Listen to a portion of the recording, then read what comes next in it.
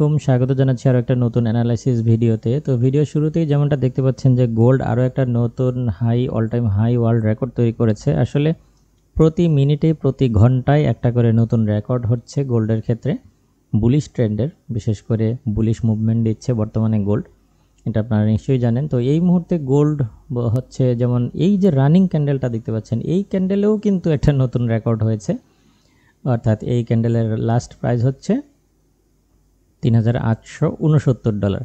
তো এটা একটা এই মুহূর্তে নতুন ওয়ার্ল্ড রেকর্ড বা অল টাইম হাই এটা।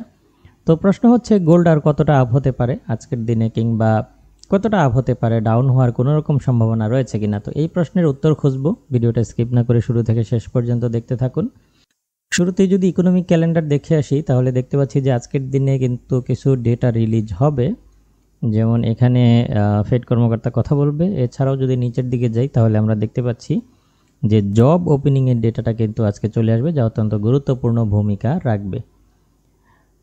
তো এছাড়াও আপনারা জানেন যে নতুন করে মার্কিন গভর্নমেন্ট শাটডাউন বিষয়ে আলোচনা হচ্ছে, অর্থাৎ গভর্নমেন্ট শাটডাউন যদি হয়ে যায় তাহলে মার্কিন সরকারের যে বরাদ্দ সেটা কমে আসবে, এবং বেশ কিছু হচ্ছে সাইট অফ হয়ে যেতে পারে। সাইট বলতে বেশ কিছু মানে মন্ত্রণালয় বন্ধ হয়ে যেতে পারে, যেখানে বরাদ্দগুলো আসলে পর্যাপ্ত না পাবে সেগুলো বন্ধ হয়ে যেতে পারে।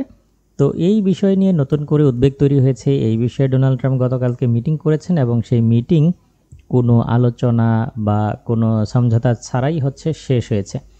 তো এই যে বিষয়টা, এই বিষয়ের ফলে আসলে এখন নতুন করে আরও একটা অনিশ্চয়তা তৈরি হয়েছে। তো যাই হোক, সেই হিসেবে আমরা এখনও মনে করছি যে গোল্ড নতুন করে তার বুলিশ ট্রেন্ড কন্টিনিউ করতে পারে। তো বুলিশ ট্রেন্ড যদি কন্টিনিউ করে, তাহলে আমরা যদি এখান থেকেও নতুন করে আরেকটা ট্রেন্ড লাইন ড্র করি, তাহলে দেখতে পাচ্ছি যে নতুন আরও একটা রেশিও কিন্তু এখানে তৈরি হয়েছে। সেই হিসেবে আজকের দিনে আমরা বেশ কিছু পয়েন্ট থেকে হচ্ছে বাই সেল করার সিদ্ধান্ত নিতে পারি। আমরা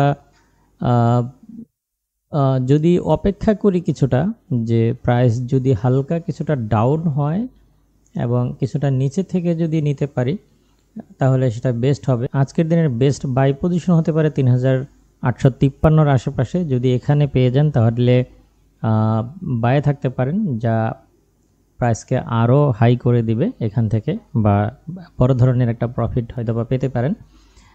আর এছাড়া হচ্ছে যদি এখান থেকে আমরা বাই নেই, তাহলে আমরা এটার স্টপ লসটা দিব হচ্ছে 3,840-এর নিচে। এখানে স্টপ লস দিয়ে আমরা হচ্ছে বাই পজিশনে থাকতে পারি। যদি এই দিকটায় পেয়ে যাই, তাহলে এখান থেকে বাই করাটা বেস্ট হবে। এছাড়া যেহেতু এই মুহূর্তে কোনো নতুন কোনো রেশিও আমরা দেখতে পাচ্ছি না। এছাড়া আরেকটা বিষয় হচ্ছে যে গোল্ড আজকে যেমন এশিয়া সেশন থেকেই এখান থেকে একটানা আপ হয়েছে, তো এখানে এখন পর্যন্ত কোনো কারেকশন কিন্তু আমরা দেখতে পাচ্ছি না। তো যদি এখান থেকে কোনো কারেকশন আসাটা জরুরি, কারেকশন না আসলে আসলে যে কোনো জায়গা থেকে কারেকশনটা আসতে পারে।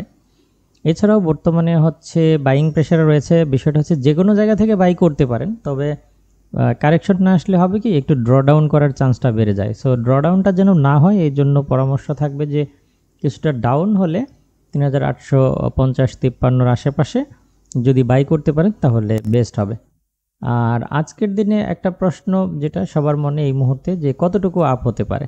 তো প্রাথমিক পর্যায়ে আজকের দিনে হচ্ছে প্রায় 3,882 থেকে 3,892 এই এরিয়া পর্যন্ত আপ হতে পারে। তো এটা একটা জোন হিসাবে আমরা আইডেন্টিফাই করতে পারি।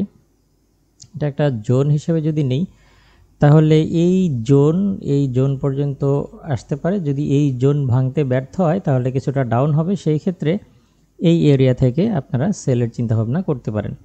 এরিয়াটা হচ্ছে 3,883 থেকে 3,893 বা 92-এর আশেপাশে সেলের চিন্তাভাবনা করতে পারেন, এবং সবকটার স্টপ লস 3,900-র উপরে দিবেন আর কি, $901 বা এরকম $2 দিয়ে রাখবেন।